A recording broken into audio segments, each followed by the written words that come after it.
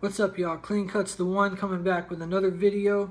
I was inspired to do this video today as I went throughout my day and my experience. So let me go ahead and tell you what happened so I can get right into it. This is going to be a something I discovered, a how-to, a tutorial, something to make something easier for you. So I got my my GTX back. I had to send them back to Andis because when I went to change my blade, I looked and my tension spring was off, like all the way over to the left.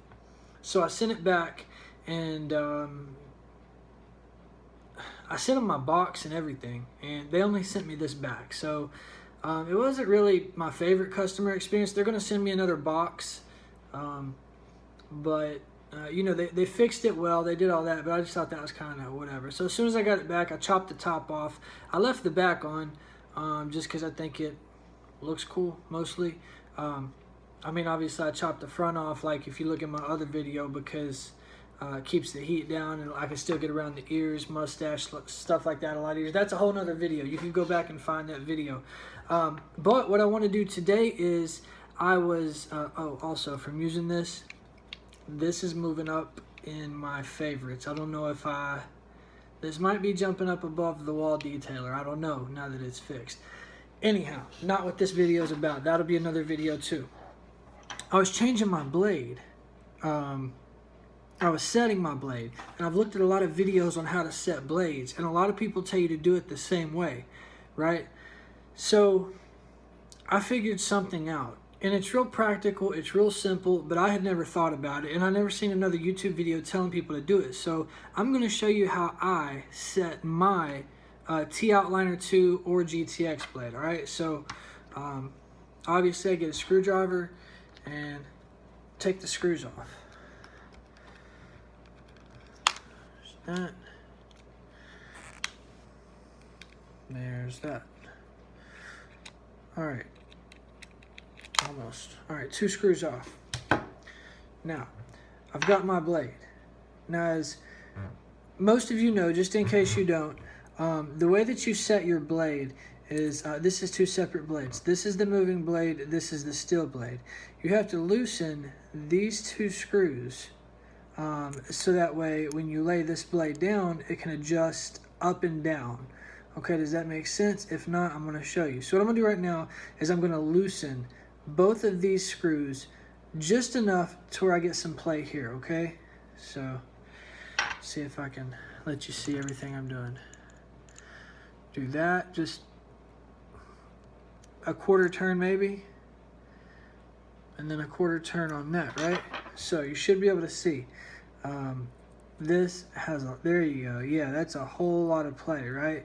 And if I push it up to the top, that thing is gonna hurt somebody, because the teeth, you don't want those teeth overlapping.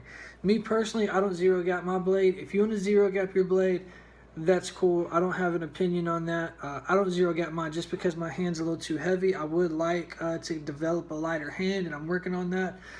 But anyway, a lot of people say, while this slides, to get it even, push it up against a piece of glass, and that'll get a zero gap. That's not my method.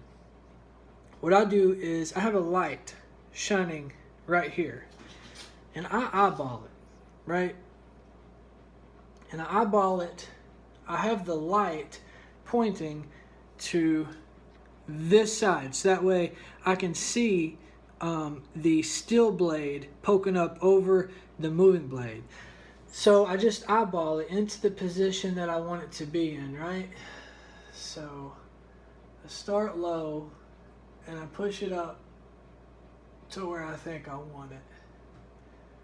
And then what I'll do is, to double check and make sure I've got what I want, I'll hold it up to the light. I don't know if y'all can tell. Probably can't. That's a little too much. Alright. So I can see with the reflection of the light that that's right about where I want it. Reset here. So I've got my blade where I want it, and this is where the difficulty comes in. A lot of people, sorry, just making doubly sure I've got it. this is where the hard part comes in. When I'm holding this, right, when I start to tighten these screws, it's going to move. It's going to create a problem, right? Here's the genius idea that I haven't seen on YouTube yet. A clamp. Just a clamp. Lock the blade into place. It holds it perfectly, right? And then I can check it again once it's clamped to make sure that it's got the gap that I want. And it does. And it's just that easy. I just tighten these back. And that's it. I pop this loose and my blade is set exactly how I want it. That seems to be the most effective, practical way. I don't know if you could tell how I set my blade, but I don't gap it, or I don't zero gap. Let me see if I can. Can you see that? I'm still learning. You see that gleam? Well, that's how I like my blade.